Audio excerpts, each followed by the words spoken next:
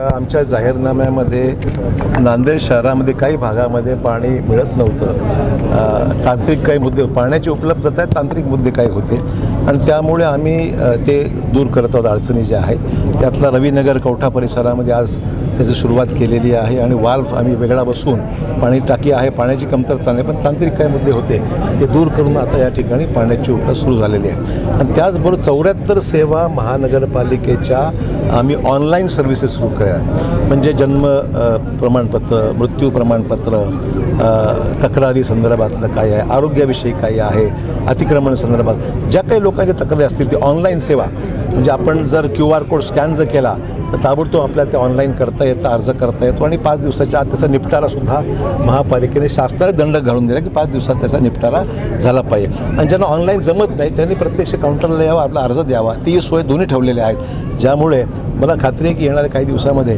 नांदेड दैनंदिन स्वरूपात छोटे छोटे प्रश्न आहेत त्याचे लोकांना विनाकारण हेलपटा मारायची गरज पडणार नाही. तो एक आम्ही विषय मार्गी लावला आणि शासनाने या शहराच्या सफाईकरता 2-3 गाड्या पाठवलेल्या आहेत. त्याच्यामध्ये स्वीपिंग जे व्हेकलच्या आहेत, रस्त्यावरचा कचरा, धूळ वगैरे आहेत ते साफसफाई रोज रात्री करायचा त्यांचा मनोदय आहे आणि गटार क्लिनिंगसुद्धा सक्शन मशीनच्याद्वारे ते काम करण्यात. असे 4-5 महत्त्वाच्या गोष्टी झाल्या. त्याचा एक रीतसर शुभारंभ आज चांगला झालेला आहे आणि लोकांचा एक प्रतिसाद आम्ही कामाला सुरुवात केलेली ठरल्याप्रमाणे. ठीक आहे. LPG गॅस ॲटो आहे तसं असं आहे की आता या गोष्टी देशात साठा काही प्रमाणात जरी असला तरी युद्ध जर अजून भडकलं तर त्याच्यामध्ये प्रश्न तर निर्माण झालेलाच आहे, नाकारत नाही आपण. इथेनॉलवर आधारित शेगड्यासुद्धा काही ठिकाणी लोक वापरत आहेत, लाकडाचा पर्यायाने वापर करतायत. पण मुद्दा एवढाच आहे की आता की ही परिस्थिती जी आहे ही आंतरराष्ट्रीय परिस्थिती आहे, संकट जे आहे ते आंतरराष्ट्रीय संकट आहे आणि जोपर्यंत युद्ध हे संपत नाही तोपर्यंत आपला प्रयत्न आहे आपला या देशांशी संपर्क साधून आपल्या जो गॅस लागतो, आपल्याला पेट्रोल लागतं ते सुद्धा आपण आणण्याचा प्रयत्न काही प्रमाणात देशाला परवानगी मिळते. आपला हॉर्मझ स्ट्रेट जो आहे तिथून जे आणण्यासंदर्भातली जी काही प्रक्रिया आहे ती आंतरराष्ट्रीय पातळीवर आपले देशाचे पंतप्रधान प्रयत्नशील आहेत, तिथल्या पंतप्रधानांशी बोलत आहेत आणि भारतात सप्लाय येतो आहे. परंतु युद्धाची परिस्थिती काय पुढे होईल याच्यावर बरंचसं अवलंबून राहणार आहे. परंतु लोकांना त्रास होणार नाही एवढी काळजी जेवढी घेणं शक्य तेवढं आपण घेत आहोत. खरात प्रकरणात महाराष्ट्र ढवून गेलेलं आहे.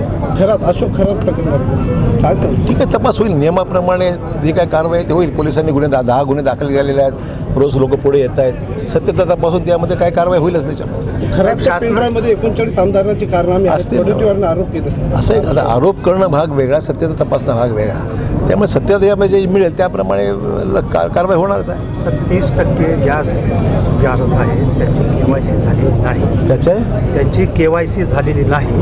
पूर्वी शासन त्यांना सगळं गॅस देत होतं. आता शासनाचं नवीन GR आले त्यांना KYC असं आहे की जो आपला खरा कन्झ्युमर आहे त्याला फायदा झाला पाहिजे ना. काही लोकांनी घेऊन ठेवलेले आहेत, कोणी पुण्याला राहायला गेला आहे, कोणी मुंबईला राहायला, डेड कनेक्शन दिला म्हणून आपण असे कनेक्शन्स आहेत. आज गरज कशी आहे, राशनिंगची गरज म्हणजे जो ॲक्च्युअल युजर आहे त्याला मिळालं पाहिजे. कोणतरी भलताच घेऊन जाणार, त्याचा काळाबाजार करणार, विक्री करणार हे होऊ नये म्हणून KYC आवश्यक आहे. साहेब, राज्यसभा खासदारांनी सांगितलं की पुन्हा एकदा ज्योती वाघमारे आल्या होत्या. त्या म्हणल्या की टायगर ऑपरेशन होणार, तुतारीचे लोक आमच्याकडे येणार वगैरे. मला माहिती आहे त्यांना माहिती ना विचार.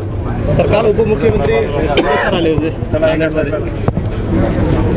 नांदेड सर्वांसाठी खुलं आहे ना. 39 आपली विमानसेवा सुरू आहे, कोणी येऊ शकतं, कोणी जाऊ शकतं. पण नांदेडला काहीतरी देऊन जा असं म्हटलं पाहिजे. जो कोणी पाहुणा येतो बाहेरून त्यांनी नांदेडला यावं, त्यांचं स्वागत आहे, पण जाता नांदेडला काही देऊन जावं. 39 आमदारांचे फोटो समोर आलेत असं दीपक केसरकर म्हणतात की 39 आमदार येऊन भेटून 49 असो किंवा 100 असो किंवा कोणी असो, जे व्हायचं ते होईल ना. त्याला काय फार मोठी गोष्ट काय ते शिक्षा काय व्हायला पाहिजे खरं तर होईल. शिक्षा आधी कशी द्यायची, कोर्टात जाईल ना विषय.